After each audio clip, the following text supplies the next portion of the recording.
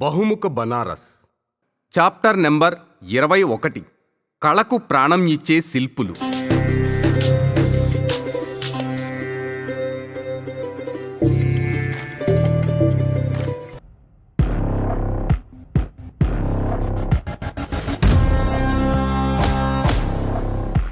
రచన కిల్లాడి సత్యనారాయణ గారు. గాత్రం కేపీ కలిదిండి. కళకు ప్రాణం ఇచ్చే శిల్పులు. విజయనగరం నుండి ఒక సర్పంచ్ గారు ఫోన్ చేశారు. మా ఊరిలో గుడి కడుతున్నాం, శివుని విగ్రహం తీసుకోవాలి, మీ సహాయం కావాలి అన్నారు. ఒక నెలలో నాకు ఆంధ్రా నుండి 3 అలా ఫోన్ చేశారు, విగ్రహాలు కావాలని. రామాలయం కోసం, షిరిడీ సాయి గుడి కోసం. వీళ్ళందరిదీ ఒకే మాట, కాశీలో మంచి విగ్రహాలు దొరుకుతాయని. అలా మొదలైంది కాశీలో శిల్పకళ మీద నా అధ్యయనం. శివుడి త్రిశూలం మీద కాశీ నిలిచి ఉందని ప్రజల నమ్మకం. కాశీలో గంగ ఒడ్డున 3 కొండలుండేవి. ఆదికేశవుడున్న రాజ్ఘాట్, ఆది విశ్వేశ్వరుడున్న చౌక్, కేదారేశ్వరుడు ఉన్న శివాల వద్ద కొండలుండేవి. వీటిని సమతలం చేసి కాశీనగరమొచ్చింది అంటారు. గోండ్ ఆదివాసీ రాళ్లు కొట్టేవారు. వీళ్ళు చునార్, అహరౌరా నుండి రాళ్లు తెచ్చేవారు. కొందరు బీహార్లోని ముంగేరు నుండి బ్లాక్ గ్రానైట్ తెచ్చేవారు. విశ్వకర్మలు విగ్రహాలు చేసేవారు. వీళ్లకు చేతి నిండా పని ఉండేది. మందిరాల నిర్మాణం, ఘాట్ల నిర్మాణం, బౌద్ధ జైన విగ్రహాల నిర్మాణం.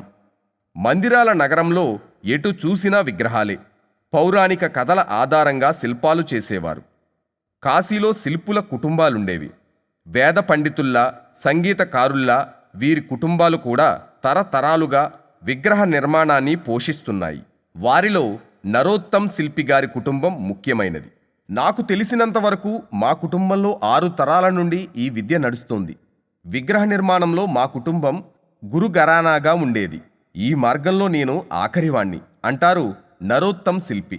ఈ కళ ఎంత ఉన్నతిని చూసిందో ఇప్పుడు అంత పతనాన్ని చూస్తుంది అంటారు శ్రీ నరోత్తమ్.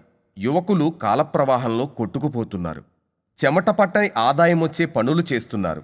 విగ్రహ నిర్మాణం వృత్తి కాదు, అది ఆత్మ సంతృప్తి. వాళ్లలో భక్తి, శక్తి సమపాళ్లల్లో ఉండేవి. తాము చేసిన విగ్రహాలలో తప్పుబడితే ప్రాణాలు ఇచ్చేవారు అంటూ 2 సంఘటనలు చెప్పారు. గొదౌలియాలోని మార్వాడి హాస్పిటల్ దగ్గర గౌతమేశ్వర్ దేవాలయం చూడదగ్గది.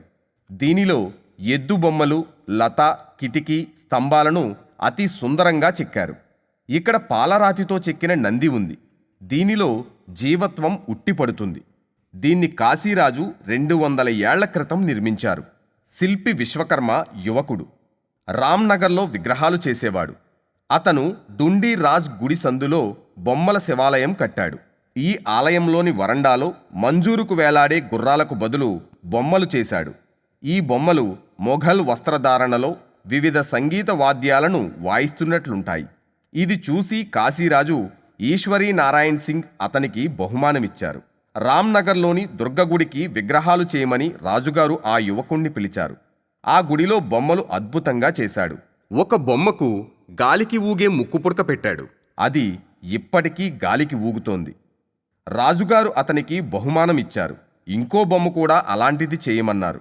2వ బొమ్మ ముక్కు గాలికి ఊడిపోయింది. అక్కడున్న అందరూ నవ్వారు. విశ్వకర్మ తన దగ్గరున్న ఉలి తీసి గుండెల్లో పొడుచుకుని అక్కడే ప్రాణం వదిలాడు.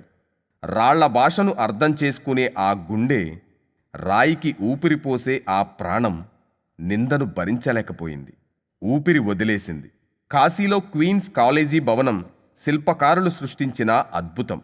గోతిక్ శైలిలో కట్టడాలు, బహుళ గోపురాలు, సుందర శిఖరాలు, అద్భుత శిల్పాలు, హృదయంతో నగిషీలు చెక్కారు. తమ స్వప్నాలను సౌందర్యంగా మలిచారు. ప్రారంభోత్సవానికి శిల్పకారుల్ని పిలిచారు. దీన్ని తయారు చేసిన శిల్పిని అందరూ పొగిడారు. కానీ అక్కడున్న బ్రిటిష్ ఇంజనీర్ విమర్శించాడు. కుర్చీలేని భవనం అశోభనీయం అన్నాడు. శిల్పకారుడు బాధపడ్డాడు. మండుతున్న పెనాన్ని తన గుండె మీద పెట్టుకుని ప్రాణం విడిచాడు. ఆ శిల్పి సమాధి ఎప్పటికీ ఆ కాలేజ్ ద్వారం వద్ద ఉంది. కాశీలో శిల్పకారులకు ఆత్మగౌరవం ఎక్కువ. వాళ్లను ఏమన్నా భరిస్తారు. కానీ వాళ్ల కళా నైపుణ్యాన్ని వేలెత్తి చూపితే ప్రాణాలొదులుతారు. శిల్పికి కల్పనాశక్తి ఉండాలి. ఆ కల్పనను రాయిలో మలిచే నైపుణ్యం కావాలి. ఆ ఆకారానికి మృదులత్వం అందించే నేర్పరితనం రావాలి. ఆ విగ్రహానికి పాలిష్, రంగులు దిద్దాలి. దానికి మూర్తిమత్వం కల్పించే స్థూల దృష్టి కావాలి. విగ్రహాలు చేసేవారందరూ కళాకారులు కాదు. కాశీ నుండి శిల్పకారులు దేశంలోని విభిన్న ప్రాంతాలకు వెళ్ళిపోయారు. ఖజరహోలోని కందరియా మహాదేవ మందిరం మెట్ల వద్ద ఉన్న విఘ్నేశుడి విగ్రహం చూశాను. అది కాశీ శిల్పి చెక్కిందే అన్నారు నరోత్తం. రాజస్థాన్లోని మక్రానా, ఉదయ్పూర్, జైపూర్ వెళ్ళిపోయారు కొందరు. జైపూర్లో విగ్రహాల వీధి బాగా విస్తరించింది. రాజా మాన్సింగ్ వీరికి ఆశ్రయం కల్పించారు. అక్కడ పాలరాతితో విగ్రహాలు చేస్తారు. 2 శతాబ్దాల నుండి ఈ పాలరాతి విగ్రహ కళ నడుస్తుంది. బనారస్లోని లల్లాపూర్లో మహదేవ్ మూర్తి బండార్ ఉంది. అక్కడికి వెళ్ళాను. 4 అంతస్తుల భవనం. యజమాని సంజయ్ కుమార్ గౌడ్ కలిశారు. భవనంలో ఎటు చూసినా విగ్రహాలే. కొనుక్కునేవాళ్ల ముఖంలో ఉత్సాహం, అమ్మేవాళ్ల ముఖంలో ఆనందం. వెరసి సందడిగా ఉంది. సంజయ్ నాకు విగ్రహ నిర్మాణాన్ని వివరించారు. 6 తరాల నుండి మా కుటుంబం ఇదే వృత్తిలో ఉంది. వీడు మా అబ్బాయి, MBA చదివాడు. ఈ పనిలో వీడు నన్ను మించిపోయాడు అని వాళ్ళబ్బాయిని పరిచయం చేశాడు. అక్కడకు దగ్గరలో ఉన్న మరో భవనానికి నన్ను తీసుకెళ్లారు. అక్కడ విగ్రహాలు తయారు చేస్తున్నారు. కొందరు శరీరం, కొందరు తల, కొందరు కళ్ళు, కొందరు పాలిషింగ్ చేస్తున్నారు. విగ్రహ నిర్మాణంలో కంపాస్ వాడుతున్నారు. రంగులు PU base water proof colour వాడుతున్నారు. విగ్రహ నిర్మాణంలో తెల్ల పాలరాయి, నల్ల పాలరాయి, గ్రానైట్, శాండ్ స్టోన్లను ఉపయోగిస్తున్నారు. మీరు ఎంత ఎక్కువ ఖరీదులో విగ్రహాన్ని అమ్మారు అని అడిగాను. 2017లో 32 అడుగుల ఎత్తు విగ్రహాన్ని మహారాష్ట్ర వాళ్లకు 42 లక్షలకు అమ్మాం. అప్పుడు ఖరీదైన విగ్రహాలకు గిరాకీ ఉంది అంటూ ఖరీదైన విగ్రహాలు తయారు చేయడం చూపించారు.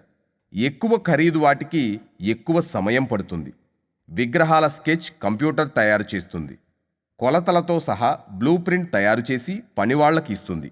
విగ్రహాల తయారీలో ఆధునిక యంత్రాలను వాడటం లేదా? నేనడిగాను. ఇప్పుడు కొత్తగా CSC మిషన్ వచ్చింది.